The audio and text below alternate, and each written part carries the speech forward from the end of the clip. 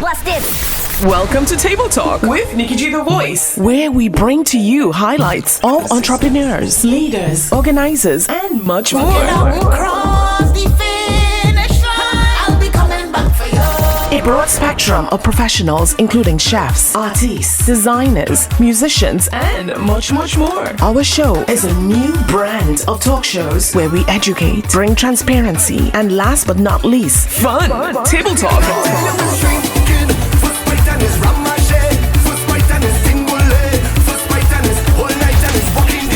Get ready for our seasons, a roller coaster of emotions, all wrapped into one. Caribbean style. We'll cover our Caribbean roots as well, so keep it locked. Welcome to Table Talk. Follow us on Instagram, YouTube, and iTunes. Hey, what's up? It's Hazzardus. I will be live on the Table Talk show with Nikki G. It's going to be crazy. It's going to be an awesome interview. Do not miss it. Log in, check in. Boom.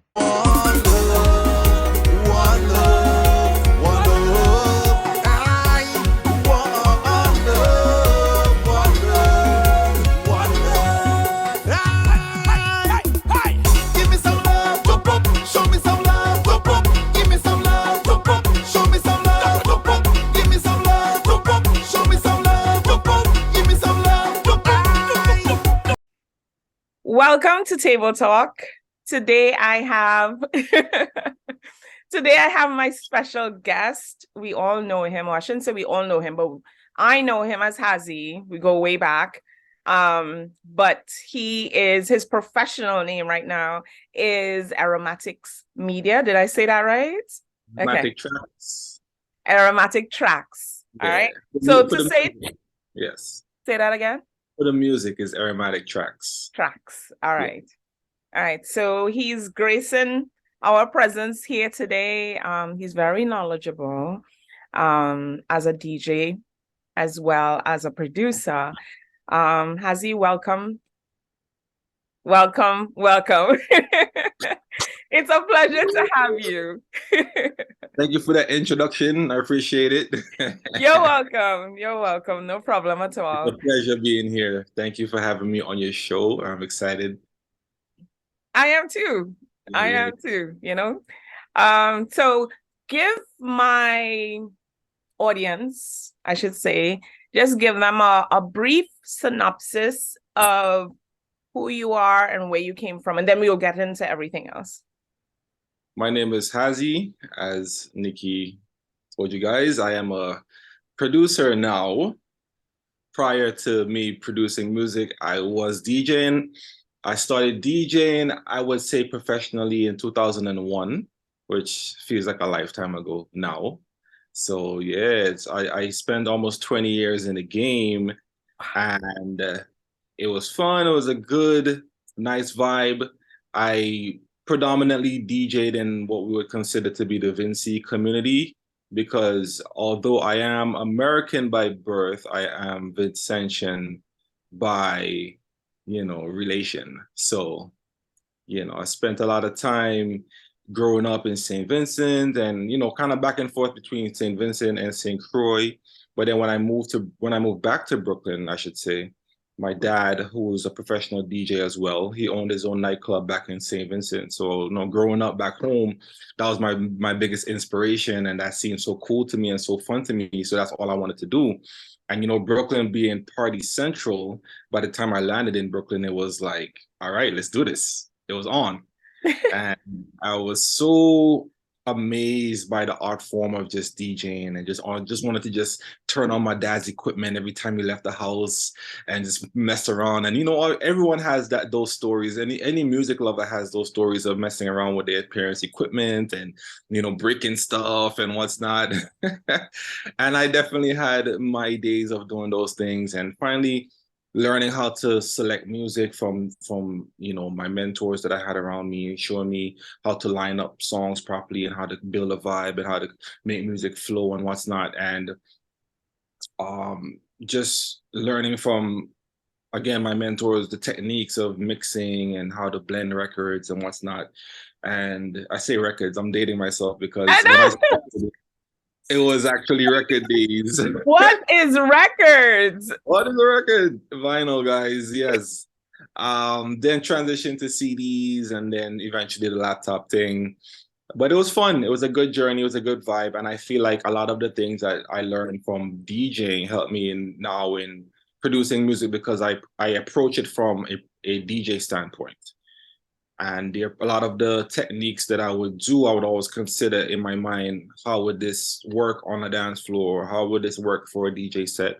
What's the energy in the record? I have to always put all those things into consideration when I'm producing music. So that's pretty much, the little background story. In a Yeah. nutshell. In a But nutshell. I think that's an advantage when you have someone, because you literally answered like 3 or 4 of my questions in a nutshell. But Okay. I think when you have a family member or friend or someone that you grew up with as a mentor and maybe other people along the way, it helps you to your destination of where you're going to be. Even though maybe I don't know if you ever thought of production or knew about production back then, besides music, when growing up with your dad and stuff. But it's like it literally helps you now, as you said. Funnily enough, when I was started DJing, I did not think about producing. I Yeah. had no ambitions really of pursuing production Mm. at the beginning. What happened was along the way, I always viewed each particular role in music as something separate.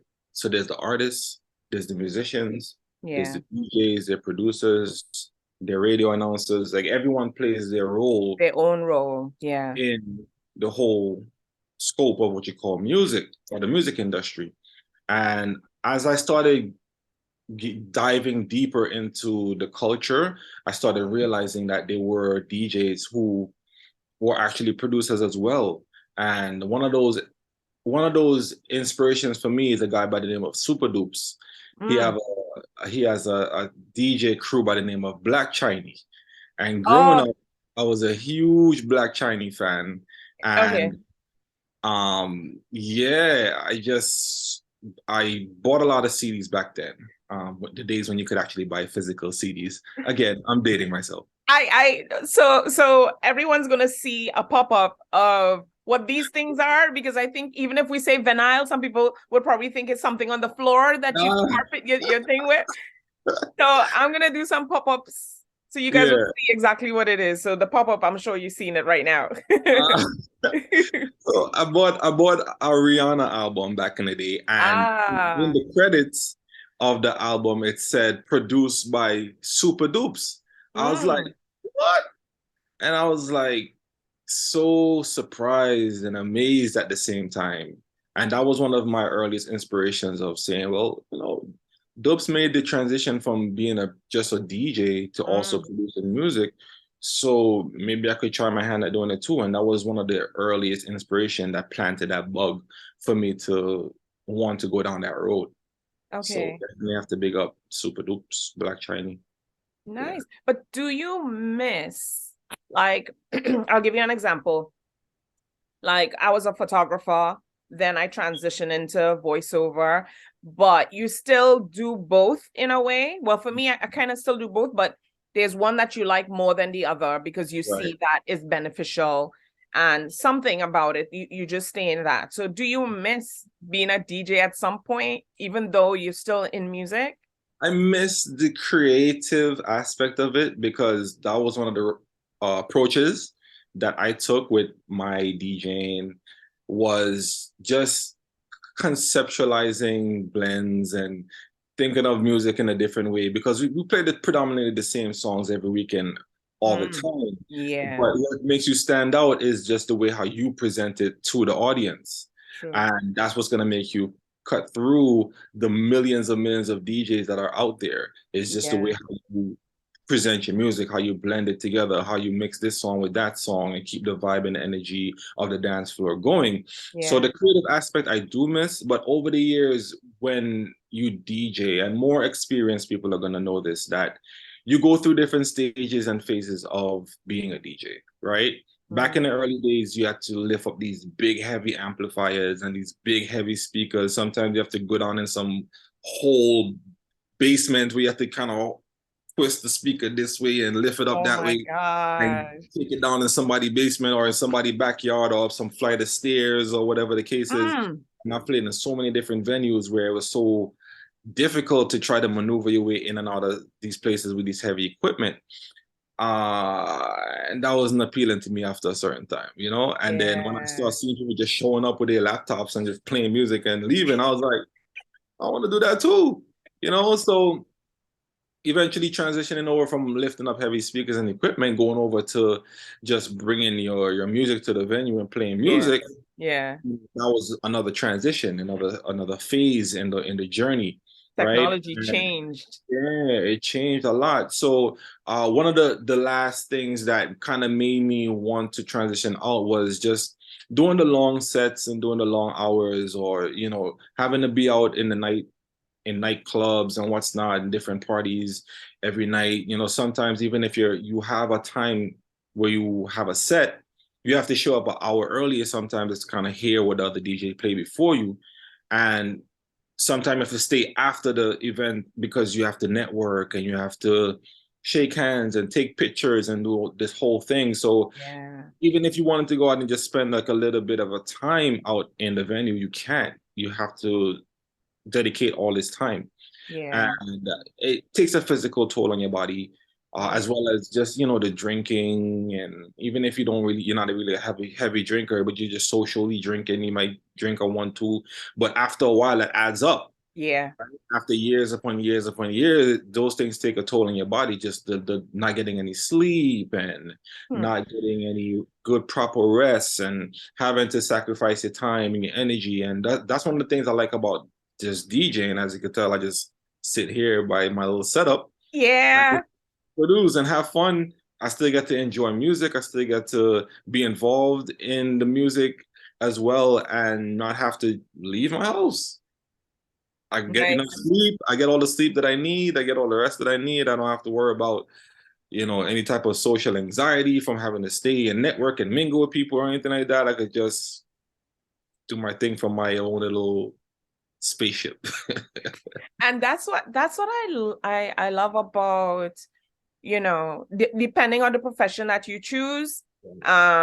So I choose this profession and I know, okay, I don't have to run outside all the time to do this. I could do X, Y, and Z and make more actually and save more time in reference to that, How is it balancing family life and entertainment? I mean, now I'm sure it's easier, but back then, like, how was it juggling that? Some people would say,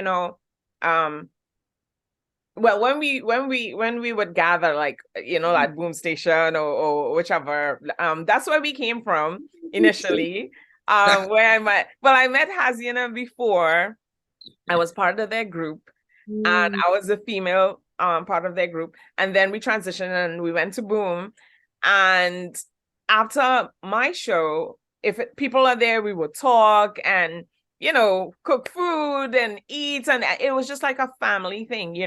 So back to the question. So with you, family life, balancing that. Well, what I was saying about Boom is the conversations we used to have is people would be like, I'm not going to marry anybody in the industry because someone in the industry, we don't know, when they go out at night and things that they have to do and stuff like that. Are you able to sustain that lifestyle with that person? You know what I mean?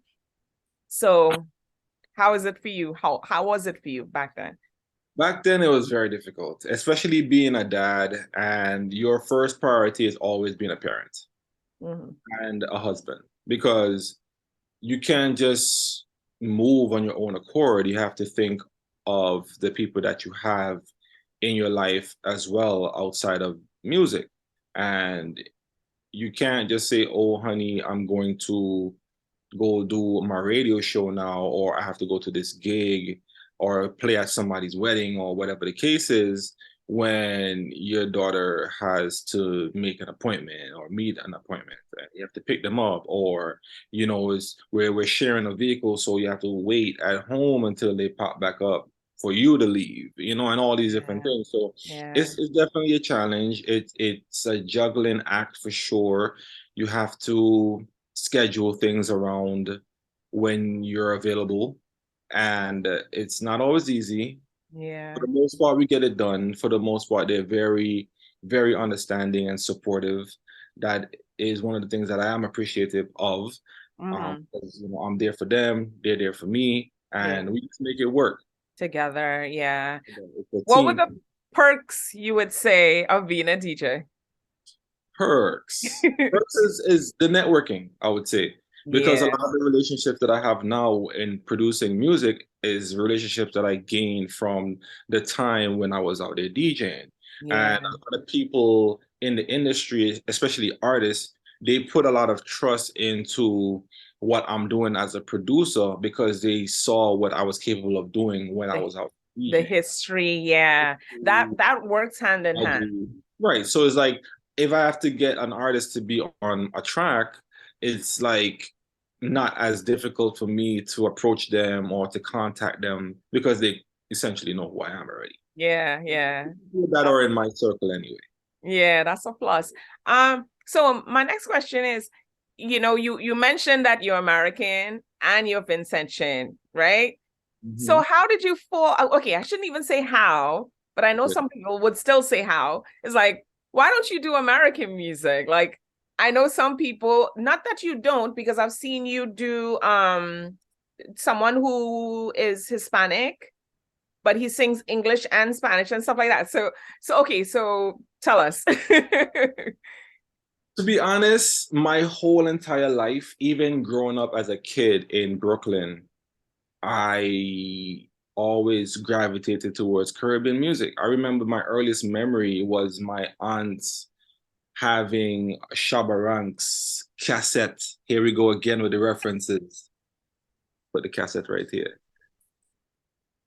Shabba Ranks cassette in the house, and that's what they would play. And my mom would play old time. Well, at the time it wasn't old time, but it was the Vinci songs that were hot at the time, and Mhm. those artists, and those was just the music that we grew up listening to in the Your house. And brothers, yeah. even if I was surrounded by friends or family members who are my age who listened to hip hop or American music, yeah, Mhm. I enjoyed it, I liked it, but I still found myself gravitating towards the culture of my parents, Yeah. especially being exposed to it and hearing it all the time. And then I moved to the Caribbean at an early age as well. I was probably, I want to say 6. Oh, okay. Funnily enough, the first place I ever went to as a kid was Trinidad.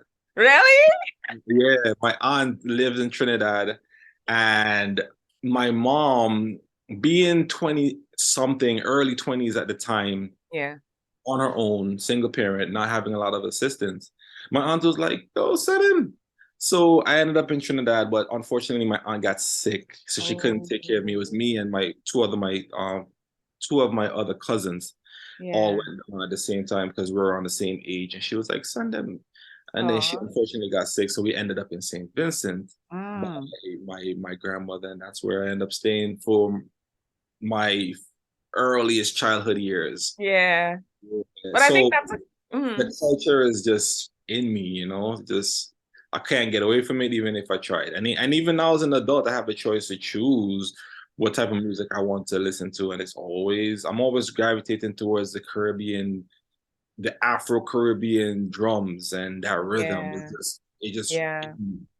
yeah. Yeah. Ironically enough, um, I don't know why, but I love the reggae, and that's when imagine that's gonna tell my age too if I say this name. But Bob Marley was actually around. Mm, So wow. I used to listen to his music and and then I would listen to hip hop, R&B, light rock. That was my thing. And I lived in Trinidad. Right. But that's because Kaiso was more for the older folks, right?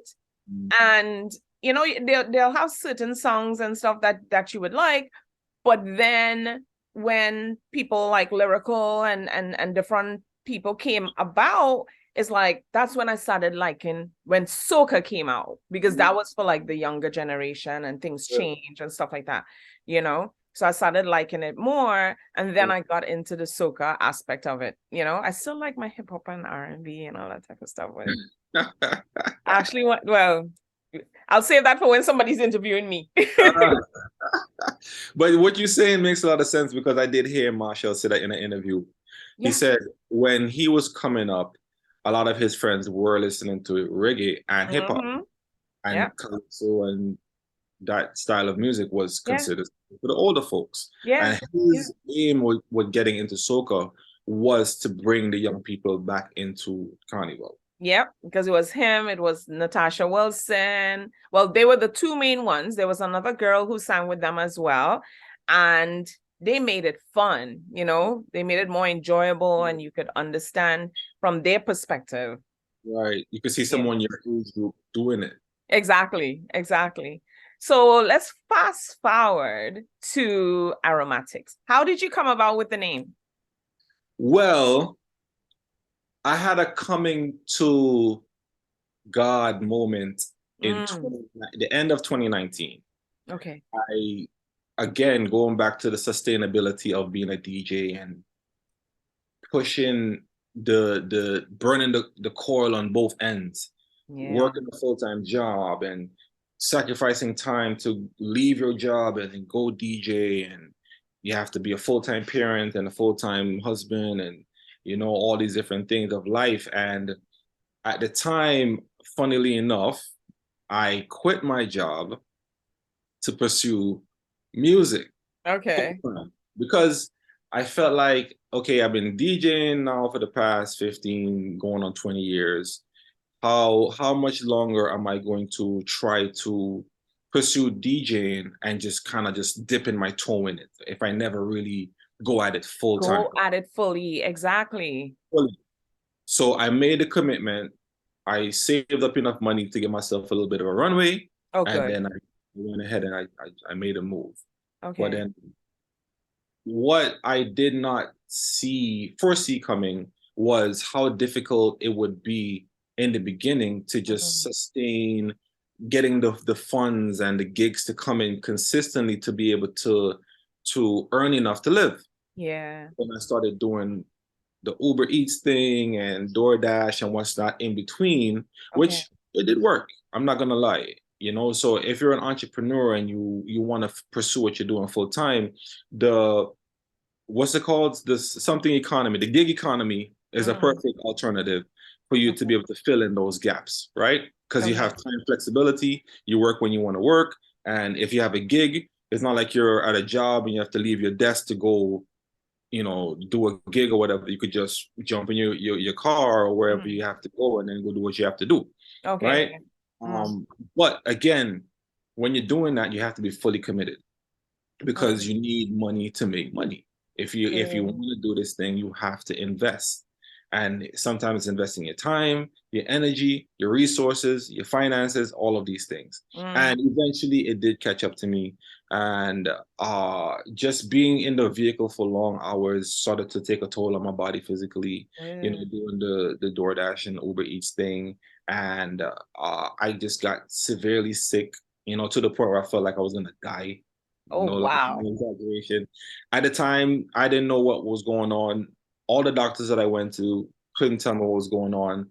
I had like a physical ailment that was unexplainable. You know, my hands were numb, my feet were numb, you know, cold to the touch.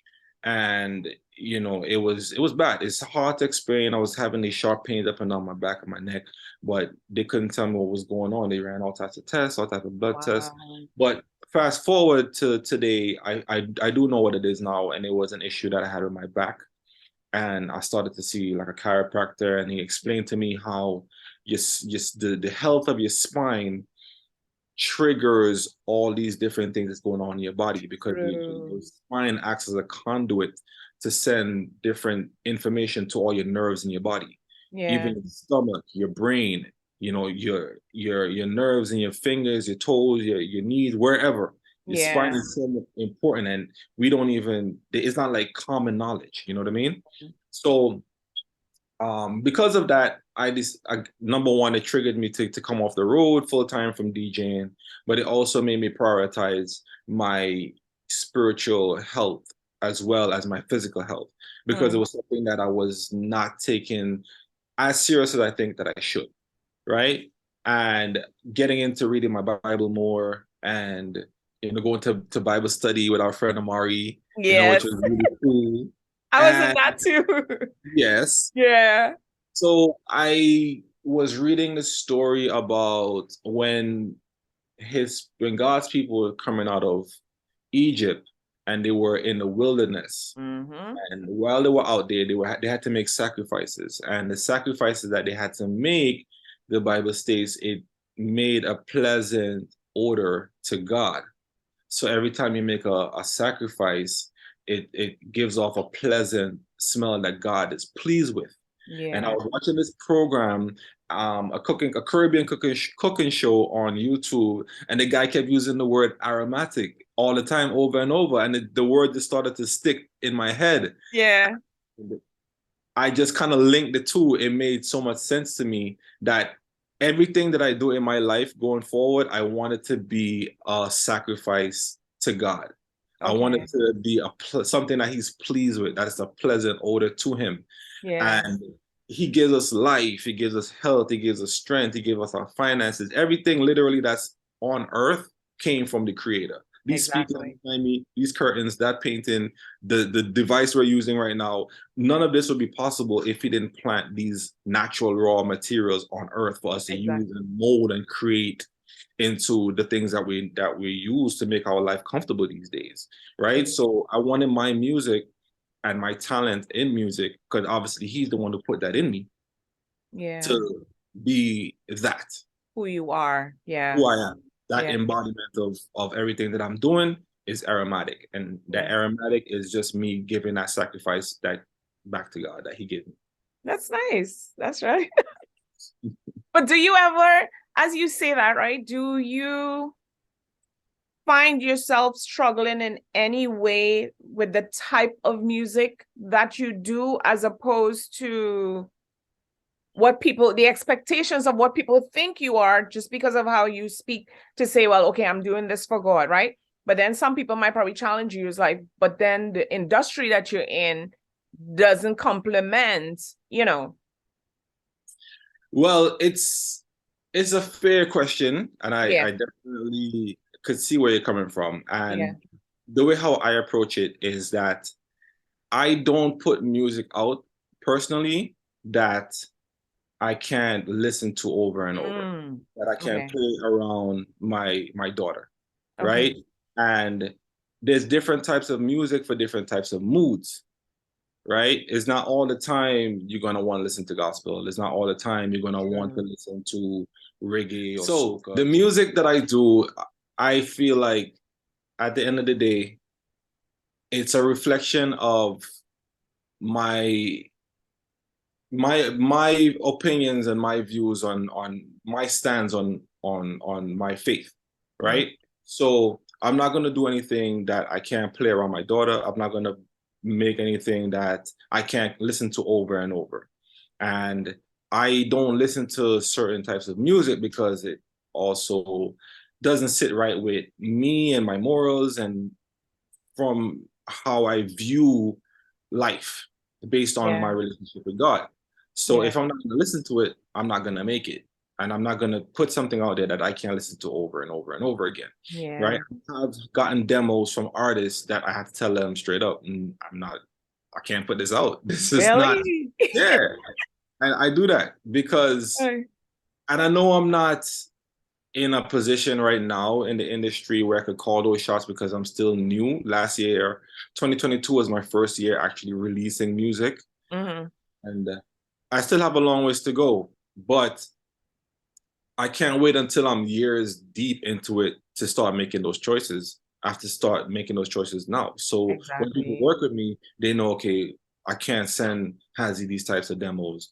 I have to send him a demo that sounds a little bit more wholesome and more family friendly. I want to Yeah. make family friendly music, right? Even if I make something that have something to do with, romance or, you know, a little bit of whining or whatever the case is. It's reality, it's life, it's something that me and my wife could enjoy.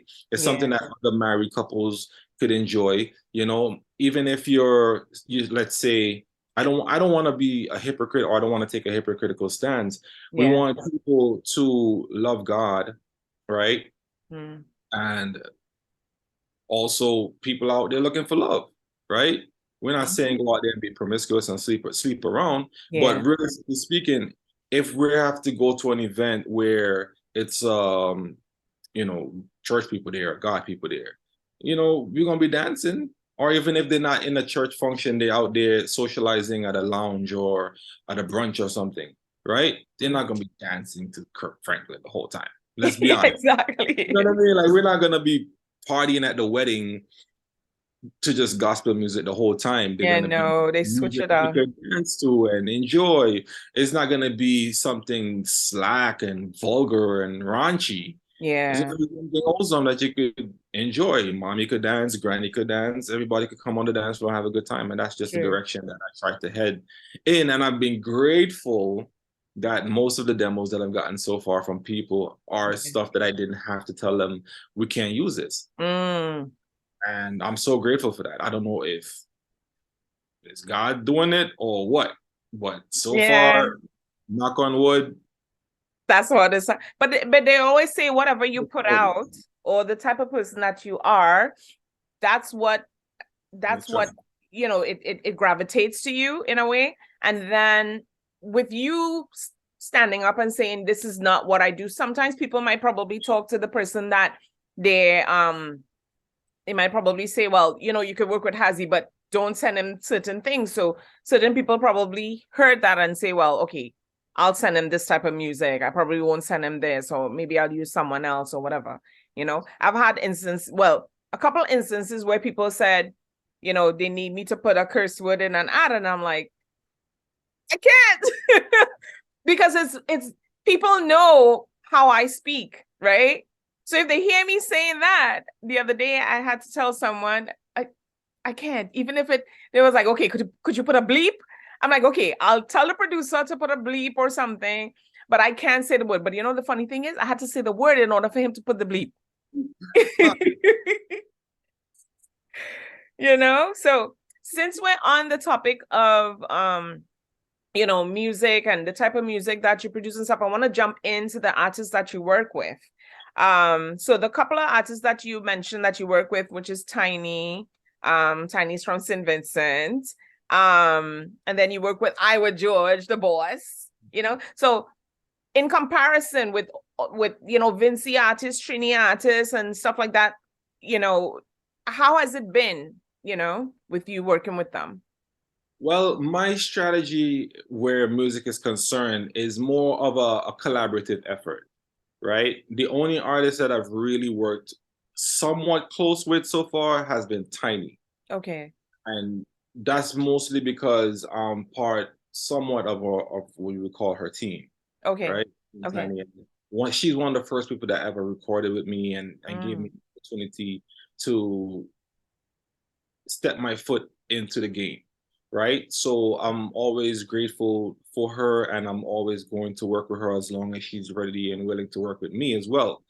But everybody else that I've worked with and the songs that I produce has always been a collaborative thing where right now I'm currently residing in St. Croix, which is in the US Virgin Islands.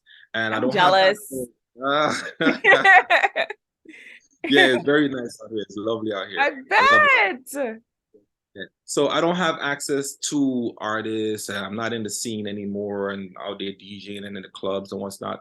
So my proximity to be able to work with artists on a more personal level and close with them, or being in the studio or even Skyping and networking with them via Zoom or whatever the case is not really an option for me. So what I do is I connect with the people in the industry that are around these artists and work with these artists on a regular basis. So whether it might be other producers or other songwriters or engineers or whoever it is that are already doing projects with these artists, and they're like, yo, send what you have, right? Or just send something in the email, Mhm. They like it, they don't like it, they vibe it, they dig it, whatever the case is, and we work from there, and then we just Okay. develop it into a full project.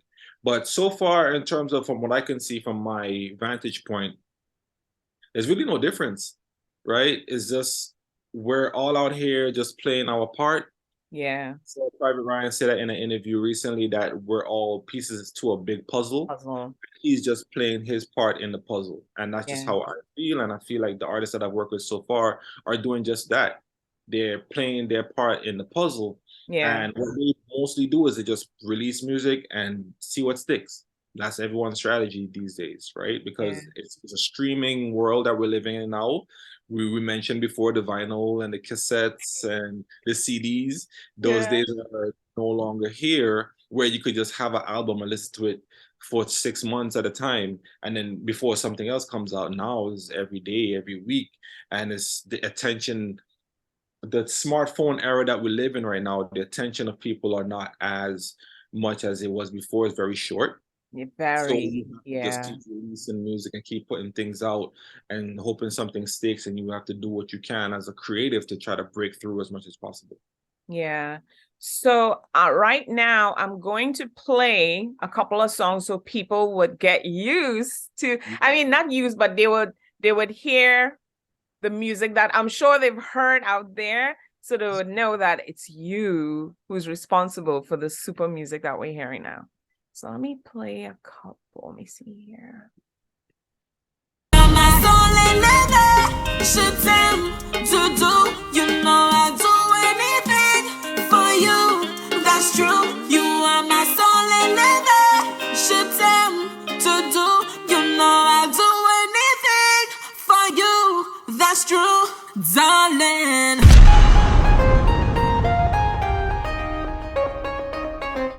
All right, that was like so I just love when you let me catch my breath.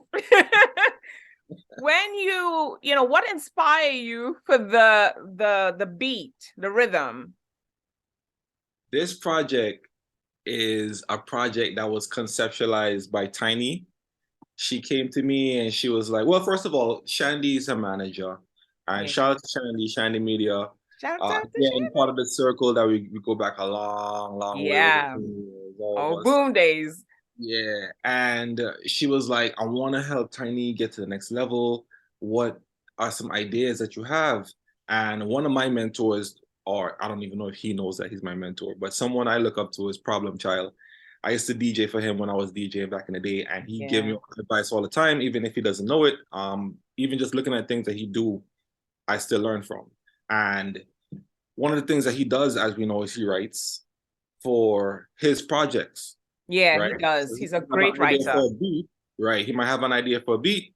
He calls a producer. The producer makes the beat, conceptualizes it, or manifests it based on his concept. And then he writes all the songs based on what the producer sends back. And then he finds the artist to put on the rhythm. And then he puts it out under his entity. And I pitched the same idea to Shandy. And she's like, all right, she's going to go to Tiny and hear what she thinks. Yeah. And she came back to me. She was like, Tiny wants to link with you. I was like, all right, cool. But when I threw that idea out there, to be honest, I wasn't saying that I had to be the producer. Really? You didn't I was just giving them ideas. It's something that she could do. use? Yeah. Well, you know, old time West Indian people, they always say if you're going to say something, you have to actually do it now, right? So Yeah. I guess because I'm the one who said it, that means I'm the one that have to do it now, right? So when I spoke to her, she's like, she have an idea for a melody and she want to see if we could produce it, turn it into a full beat. So I said, all right, no problem. So she sent me a voice note, probably like 30 seconds, 40 seconds of a voice note. You know, she's in traffic, walking to work. You hear all kind of background noise, right? But in the voice note, she's harmonizing and she's singing this melody, right? And I was like, okay, that sounds nice. So I took out like 10 seconds of like the strongest part of the melody that was in the voice note and I dragged it into my software that I use to make music. And then I just started playing the chords and started adding some drums to it. And funnily enough, the vibe that she was going for in the song is a beat that I've made like literally like a week or two before.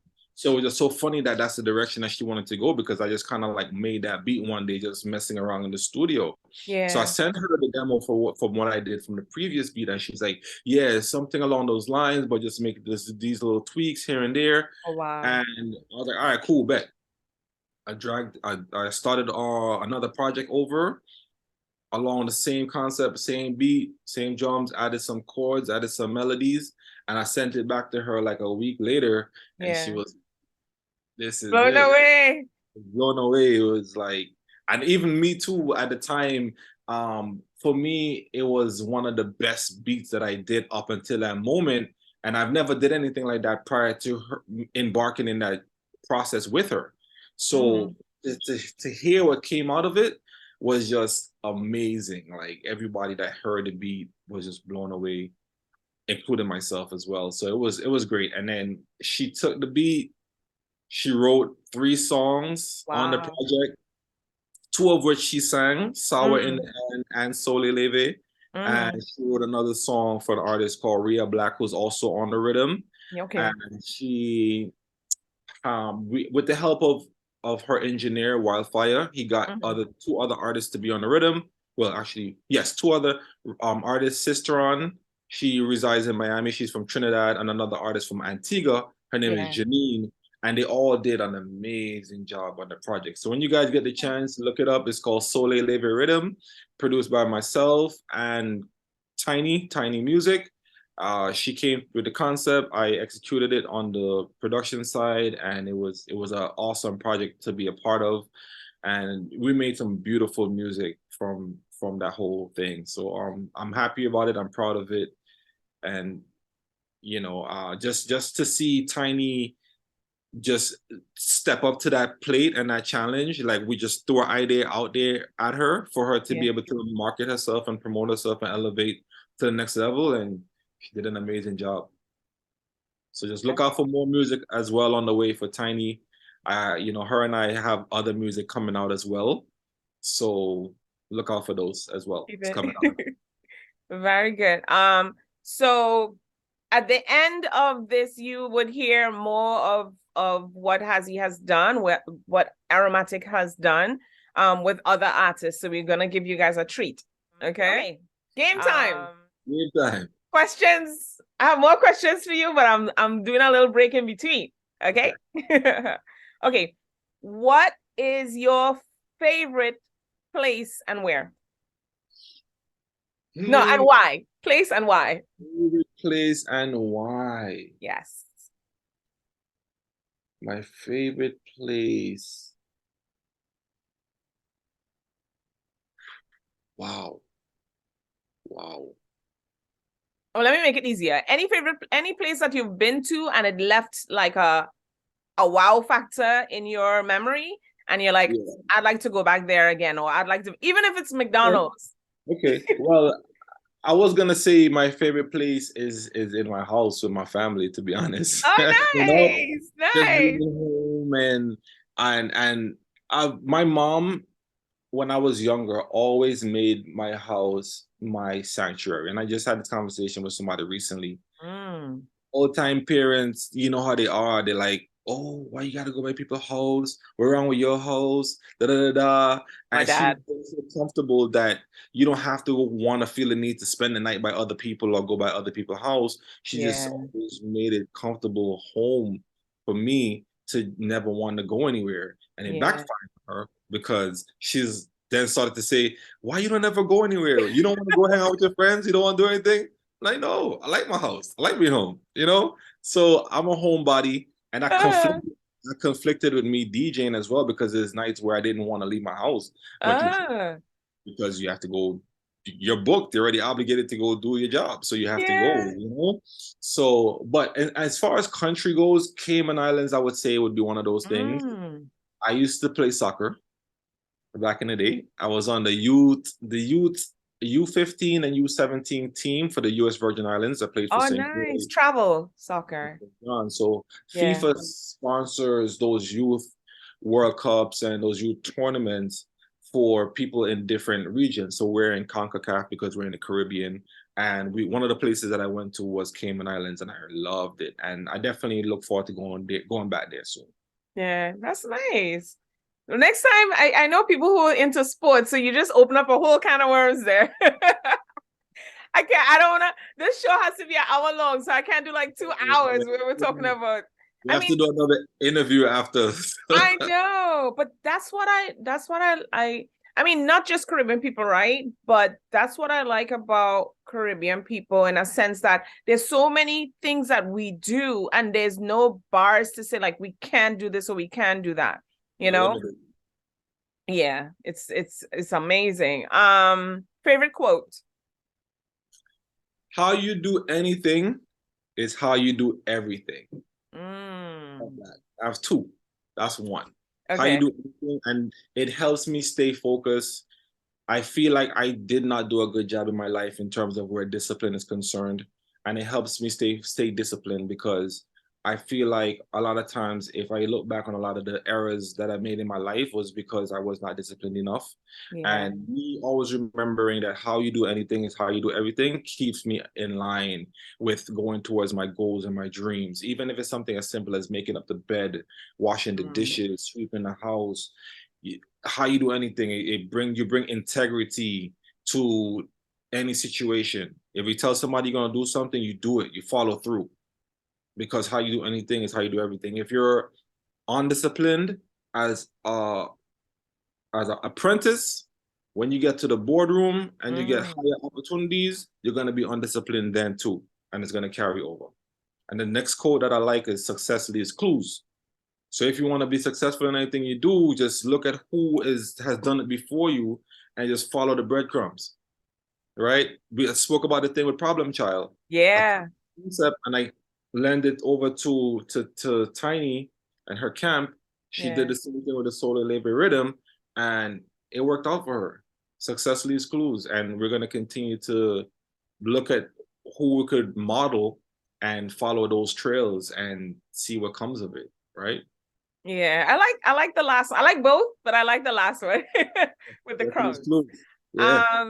And this one is water or liquor? Water. Water all day. I know. I spoke about the liquor thing earlier. Even if you're social drinking, after a while, the 1 cup here, the 1 cup there, it catches up. And I had to switch what I drank so many times, because, you know, I start off with one liquor and then I'm fine. And then out of nowhere, one morning you wake up and you have a headache, right? So then I had to switch to a different brand. And okay, I'm cool here. This works. I'm good. It works for like a while, and then it goes back, and you wake up the next day out of nowhere.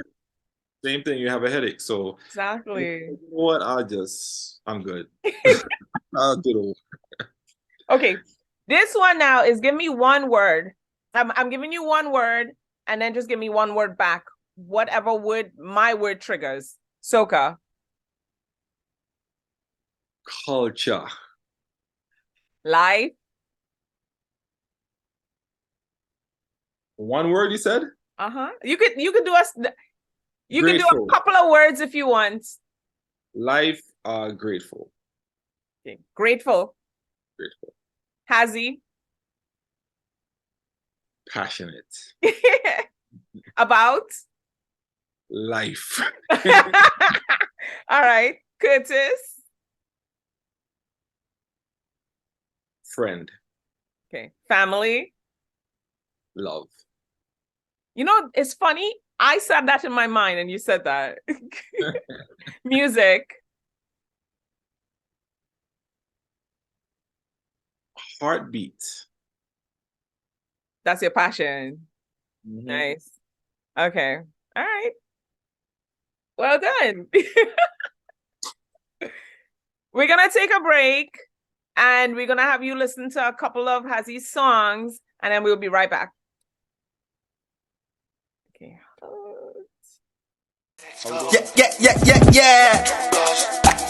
Yeah. Let's go. Back to the fun, yeah.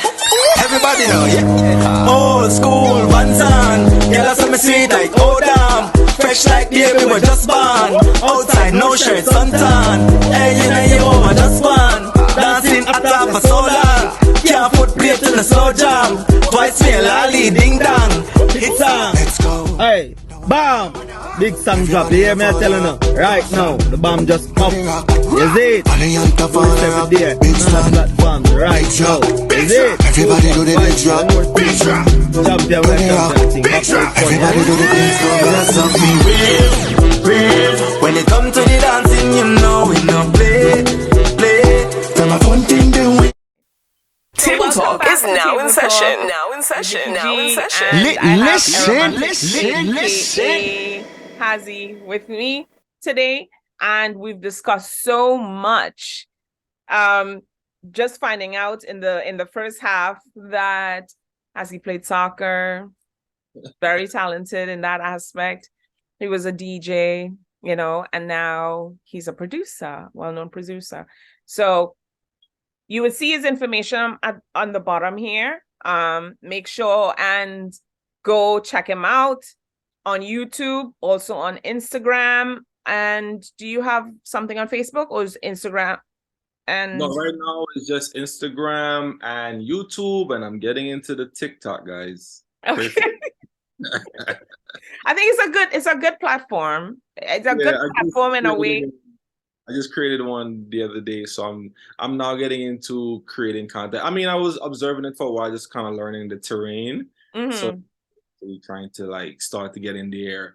It's a way for us to market these days. A lot of songs are being launched on TikTok, so true. If you want to be in the game, as the mentor Problem Child said to me one time, if you want to be in the game, you have to play the game. So true. All right. So my question to you about branding, right? What advice would you give to producers or even artists when it comes to branding their material, getting their material out? Because some people would just give out their music and not do their branding and so forth. What advice would you give to someone? Woo! Take whatever I say with a grain of salt. First of all, let's start there. I'm still learning this thing just as much as everybody else. But from what I've been doing so far, a lot of things trickled over from the days of me DJing. And being in my previous crew, Rhythm Cast, we did a lot of things out the gate as professional as we possibly could. You want to cut through. There's so much music out there. There's so many artists out there. You have to make yourself stand out. You can't just throw things out there and not think about your look, your image, your wardrobe, your logo, your artwork, the quality of your music, using all the social media platforms that are out there to you, the playlist on Spotify, Apple Music, all these different avenues, use it all and approach it with a level of professionalism and a level of high quality. Because if it's not, even if it busts, it is not going to be sustained because it doesn't have the quality that it needs to compete in the market. In an interview with the owner of Pepsi, they asked him a question about how he approaches his marketing, and pause everything that I'm about to say ahead of time, right? But what he said was he's not competing against Coca-Cola. He's competing for mouths. So anything you put in your mouth is what he's competing against, because once you're not drinking a Pepsi, you're drinking something else. So it's water, it's Gatorade, it's energy drinks, it's everything else that's not a Pepsi you're competing against. He's not just competing against Coca-Cola. So I'm saying that to say, you're not just competing against the other people that's in your industry. Because if they're not listening to soca, guess what? We spoke about this earlier. You're listening to light rock. You're listening to reggae. You're listening to hip hop. You're listening to Beyonce. You're listening to something else. So this is what you're up against. So don't think in your mind, oh, you're just competing against all the other up and coming artists and all the people that are in your soca world or in your Vincent world or Grenadian world. No, you're competing against the music industry. So think about how the top of the top promote their stuff. Success leaves clues. Follow that, and you should be okay. Perfectly said. So Trinidad just had their carnival, and we didn't have the Soca Monarch competition. So how did you feel, knowing that you just got into the game? I don't know what your goals were in reference to that, and, working with Trini artists, Vinci artists, and so forth. A lot of people were upset, What were your thoughts in reference to that? My thoughts were that we saw this coming a mile away because the competition has not been a competition out of Trinidad for a while now. Even the way Trinidadians fete has changed over the years. When you look at Soca Monarch from back in the early 90s, when Boy Blue and them was tearing on the place, Different. the whole stadium would shake and people is jumping up on the rafters and the fence and the vibe. Now, the comments in the YouTube section alone tells you, oh, these people are so dead. What happened to these people? Da, da, da, da. It's not the same. The vibe and the interest has dwindling over the years, and we don't have the artists that are seeing the benefit of competing, wanting to engage in the competition. So for the fans, of course, we're disappointed. We feel cheated because this is something that we grew up watching and enjoying over the years. But it's going to take a huge cultural shift for it to come back. And the reason why I say that is because me being Vinci, we see how things happen in St. Vincent with Soca Monarch. It's a vibe. It's that same energy that Trinidad had back in the early days is what St. Vincent has now. And St. Vincent Soca Monarch wasn't always like that, right? It was a lot more tame. But now in the past decade and a half, it's been crazy. The energy has just shifted, and that needs to be more infused back into Trinidad and Barbados and all these other places that are not bringing Soca Monarch anymore before that need for the competition to come back and artists to get that fire to say, yo, I need to be on that show and I want to perform in front of this crowd, regardless if they win or not. Just the energy and the vibe of that fete would make you want to go there and perform. What? Exactly. Party nice again. The girl them dip on the dance floor, wine again. Alright then. Everybody put your cups up, vibes again. Party cups up, vibes again. Everybody put your cups up, party nice again. When you ready?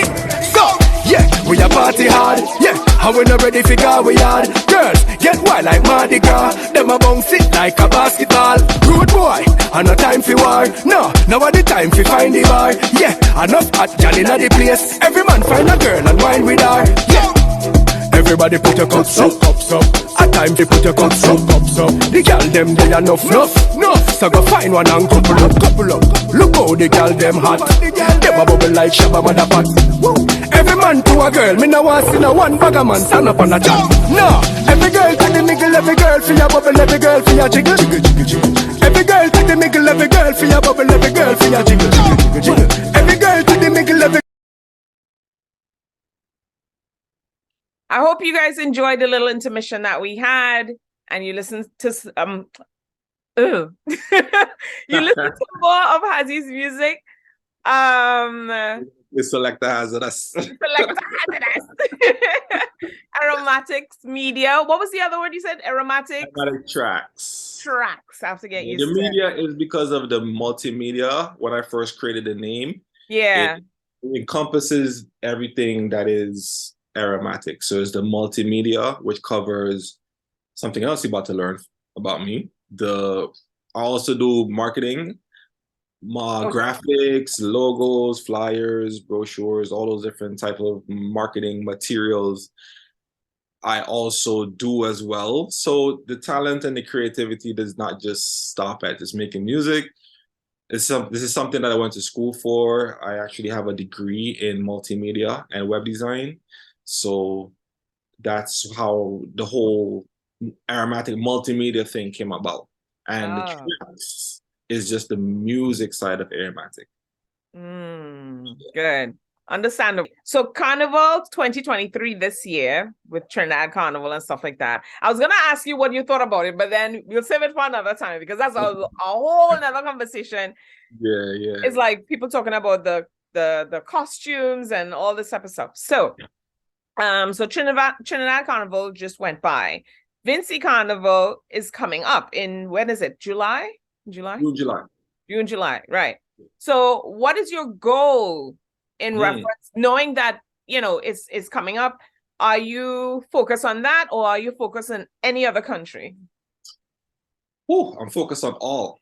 Right now, I'm working on tracks for St. Lucia. I'm working on tracks for Antigua. I'm working on tracks for Barbados. Obviously, I'm working on tracks for St. Vincent. I think the only island that I haven't touched for this upcoming carnival run has been Grenada, but it's still, never know, something might pop up. But as of right now, it's not on the radar. And I have a couple of things coming for Trinidad next year. Wow, I'll tell you this. It's in the works. Nice, really, really good. Kudos. But I'll tell you this, I have Grenadian friends, and when they watch this, they'll be like, Nicole, wait, did he say he had nothing for Grenada? Come on, link up. Let's go. I have friends. I'll introduce you. I'm putting in my plug one time.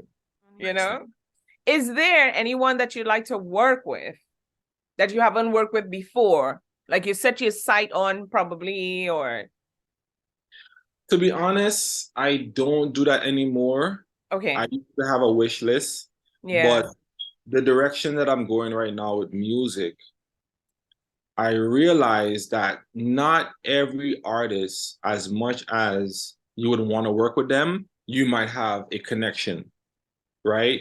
The energies have to be aligned. And I used to see artists answer this question like this all the time because people would have their wish list as well as fans. Like you would want to see Problem Child work with Skinny Fabulous. Why not? It just makes sense, right? But then all the artists would tell you, we can't just do a song just for doing a song's sake, right? It has to make sense. It has to be the right timing. It has to be the right concept. It has to be the right beats, everything, right? So for me right now, once the stars align, I send something out, regardless to whatever the artist is, big, small, in between, they vibe with it, they love it, we could work, right? Because I might send something to somebody who I might feel may not connect with a beat that I make, and they might love it, right? Totally unexpected. And I might send something I feel like, I hear this person on this beat, they're supposed to like this, and then I send it to them and they're like, nothing, crickets. You know what I mean? They're like, yeah, I go vibes it, and then you never hear back from them, right? So right now, I just experience has taught me to just accept what manifests in terms of the energy that's connecting between the beat that I make and the artist. And once they love it, boom. The only thing that I would say is that I want to find up and coming artists that are fresh, right? They're serious about wanting to make it. They're serious about their social media, about marketing, about pushing their brand. And they're willing to work with me on a level where we could put together like an EP, and I create all the beats. If we have to get musicians to come in and play certain parts, we do that as well. We push it out there on the socials, and we do a full marketing run for like a whole year. We start releasing 11 to 10 months out, and we just drop singles every month. And we do a couple of music videos for the ones that are gaining the traction and attention from the algorithm, and the ones that people are gravitating towards. Yeah. And then we put it out and make sure that we get it on the playlists on Spotify and Apple Music, and we just do like a proper rollout. Not just, okay, the song is gonna come out July 4th, and we wait until June 28th to put up the first artwork, and then all the songs upload one time, and then that's it.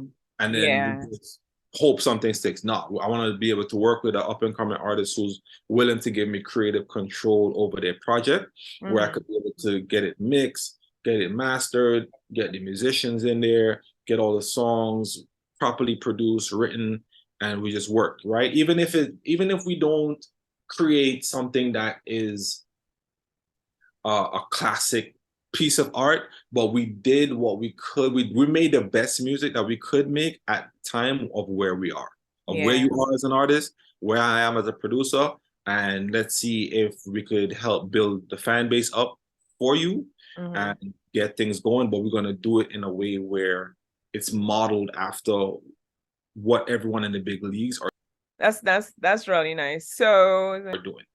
Okay. That's I my think goal. that what you're doing and saying is great because some people out here, they don't know how to market their products. They don't people, and I'm talking about people from my mom's generation come all the way up to ours.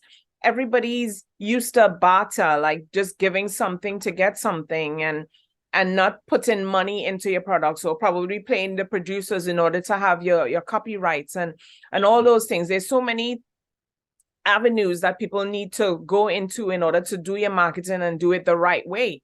You know, I've brought up music for people, well, a couple of friends who I asked them, do you know your music is an Apple? No. Do you know your music is over here and stuff? Are you getting the right? No.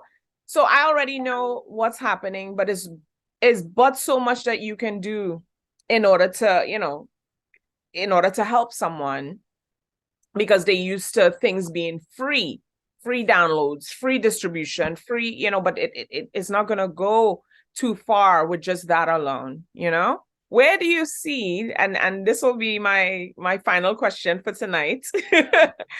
Where do you see Soca, right? In like let's say in the next 10 years, and being that you're the type of person who is multidimensional, you know, in media and stuff like that. Um, how do you see yourself helping Soca in 10 years from now? Ooh, I like how you framed that. That's a great question. I didn't think you were going there with that question. Ah, that was a nice spin. That's a nice twist. I like that. Wow. Again, it goes back to the thing I heard from Ryan where he said we're just pieces to the puzzle. And my role that I feel like I want to leave, right? Because I'm not gonna always be at this. My goal is not to actually continue being someone who puts out written projects all the time, Okay. right? I'm gonna go, like I said in my last answer to the previous question, to working more exclusively with one artist at a time, right? And that's something that I want to do because I want to focus more on artist development. We criticize too much a lot of times the youth Yeah. and the up and comers and the inexperienced people. Mm. And all say, oh, they sing what they singing ain't making no sense. They're singing garbage. And you know, our music was so much better in our generation, our time. But people just complain, but they're not doing anything to help, About it. Mm-hmm. right? What are you doing to help the situation instead of sitting there and complain? Because complaining isn't going to change anything. It's not going to make the youth sing anything better. Mm-hmm. It's not going to elevate the level and the quality of the music that's coming out, period. And people are Exactly. going to gravitate towards vibes naturally. If there's nothing better to hold on to, people Yeah. are going to naturally go to vibes. So Yeah. even if you're singing something that ain't making no sense, it have a vibe, you're going to run with it. People You're are going gonna go to towards down, it's that. going to get stuck in your ears, it's going to go Mm-hmm. viral, and people are going to gravitate towards it. Mm-hmm. So my way to counteract that is working closely with artists where we could develop a sound that is consistent with what the masses want to hear. Every year we keep hearing the argument, why isn't soca music on iTunes? I'm not on iTunes, on the Grammys. Why? Yeah, actually, yeah, the iTunes thing is one of them too. We're under the reggae dancehall category right now. Exactly. Or world. It needs to be, but the numbers aren't there. No. Period. We can't argue with that. Our number one artist in soca music is Marshall Montana, arguably, right? Mm-hmm. Marshall's number one song has only 37 million views. And I use the word only because it's minute compared to somebody putting out the Afrobeat song like a Burna Boy or a Yeah. Popcorn in dancehall or you know who Beyonce or whoever the case is. So we can't expect soca music to end up on iTunes and the Grammys with numbers like that because it's a business. It's a music business. When advertisers and concert promoters and all these big entities that are responsible for people winning awards look at bringing Marshall for a show or any other up and coming artist, they're gonna be like, "What? Well, what's his numbers? Why do we need to have him on our show? Yeah. How many people can he pull? Does he have the album sales?" And the answers, unfortunately, for that is gonna be no. Until we could hit consistently 100 million views on Yeah. every single video that we post, right? Then we're not going to show that we have a strong support even from our own people to be able to get the music to where it needs to go. Yeah. And my goal is to help at least chip away, because it's a movement. Everyone knows that this is something that we want as a community, as a culture to achieve. So we're gonna do. I'm hoping that everyone is on the same wavelength and trying to reach towards that goal and doing what we all could do as the pieces to the puzzle towards hitting that target. Yeah. Right. And if we're all doing our parts, and with me doing my part, we're working with individual artists to try to help develop my sound as well as develop their sound, then we could be able to add in our own little unique spice that's going to help us achieve that success. Right. And the kind of music that I want to make is more something that has that commercial appeal, right? That speaks to our people and our culture, right? But has those elements that people that are from a more international ear or international taste could be able to consume. It is basically like mixing in the medicine with the candy. Yeah. And I'll summarize this. I think it also depends on the marketing. Our marketing hurts the community. So if we don't, free distribution all the time is not always the right way to go. We have different ways. I'm not an expert on your marketing field and stuff, but whenever any one of you decide to work with Hazzy, whenever you decide to work with Aromatic tracks, then you would be able to distribute your music in the right way, get it out the right way, and work with someone who's professional. And the reason why I do this, my role that I play is, I want people to see what other people are doing. It started off during the pandemic, so people would see what other people are doing in order to get ahead, to survive, and to see what you can do, And I think not media, but social media or people like us, kind of get that point across in what we do. And that's why I'm here. This is my part that I'm playing to let you guys see what you need to do. So absolutely. We all play our parts in the puzzle. Yeah. And I appreciate you for doing this, Nikki. I appreciate you for staying consistent, because that's another thing that's hurting our artists. And one of the reasons why I say I want to pull back from doing written projects and working with individual artists is because it will give us that level of consistency, right? Because if we're just focusing on this one EP for the whole year, then you have to be able to pump out material that we worked on a consistent basis and being in front of the people more and more and more and more. And it lends back to your marketing. You get to sharpen up your marketing and be able to get the music out there to the people and be able to fight against this algorithm that's fighting against us. So you're going to see what works and see what's working.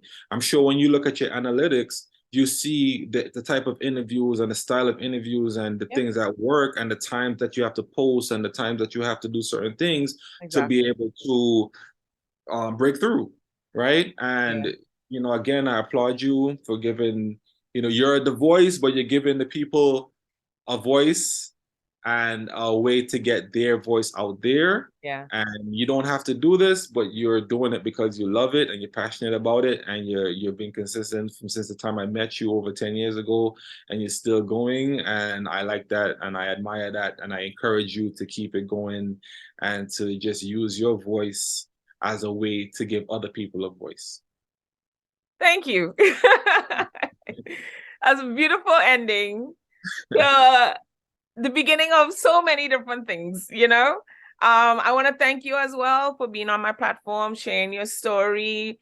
having patience and so forth for the back end. And I wish you all the best and success, and I'm just the gratitude and everything. So remember, guys, when you go on my YouTube page, well, you're on the YouTube page, just click on the links below so you'll be able to go to Aromatic's page and you could see where they are and you could communicate with him and start your career. If it's music or if you need someone in order to do your logos and so forth, he does that as well and helps you with marketing. All right. There you go. And he also did mine. He did work for me too, you know? Thank you guys for tuning in to Table Talk with Aromatic's tracks and Nikki G the voice. Have a good day, guys. Later. Yeah, yeah, yeah, yeah, yeah.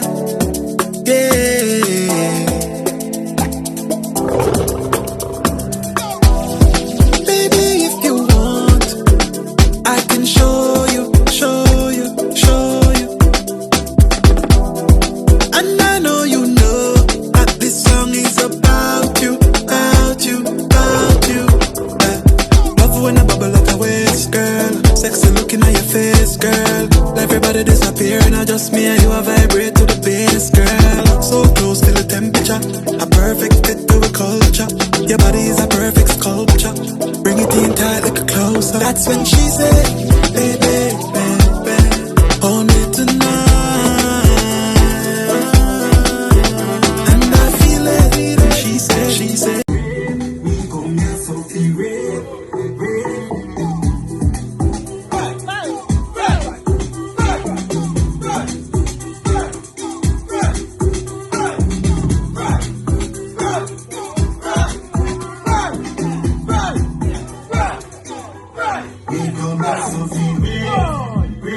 when they come to the dancing, you know we don't play. From a phone to we do this every day. Table Talk Show with Nikki G the voice.